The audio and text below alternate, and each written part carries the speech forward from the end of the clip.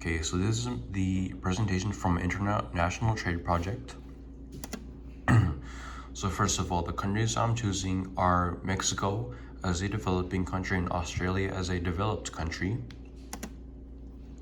As far as the absolute and comparative advantages, when it comes to Mexico, this country made $577 million in 2022. And as far as good, they spent $604 million, so they spent more than they gained, therefore they lost money through trading with other countries. Whereas on the other hand, Australia exported $410 million and imported $309 million in 2022.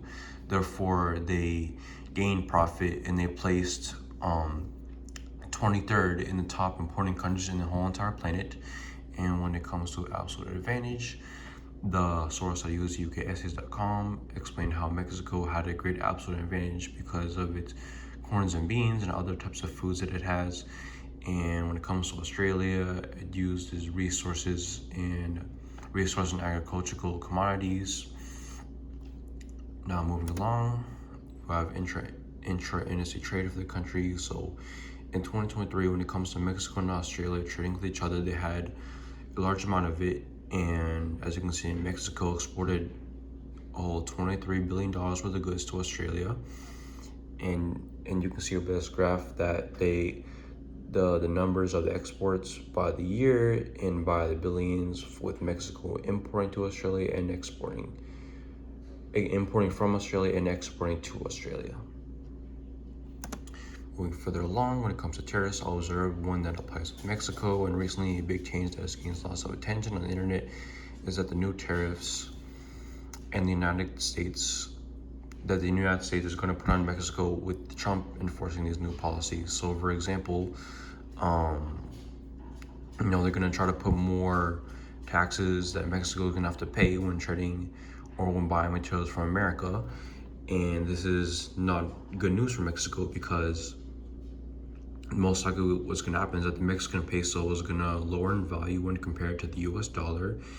And what's predicted is that industries such as automotive, textiles, and apparel, as well as steel and aluminum, will be the worst impacted. And as far as Australia, it has a better favor with the US, but it should still be affected, especially in the steel and aluminum industries. As far as tariffs and trade dynamics, when it comes to differences between the two countries, obviously Mexico was worse affected because of the fact that it loses money. And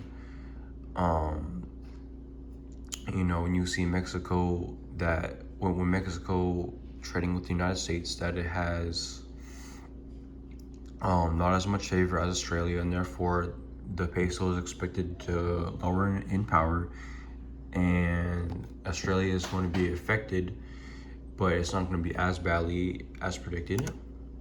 And as far as the policies, Mexico has a liberal type of trading center, and it's very open, competitive.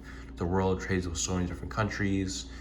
And as far as the nearby countries in the region, it has an agreement with the United States and Canada on preventing certain type of tariffs on certain items. Not every item is, but on certain items. And when it comes to Australia, they're based off certain values that they promote and uphold when trading. So they have unilateralism, non-discrimination, separation, transparency, and indivisibility.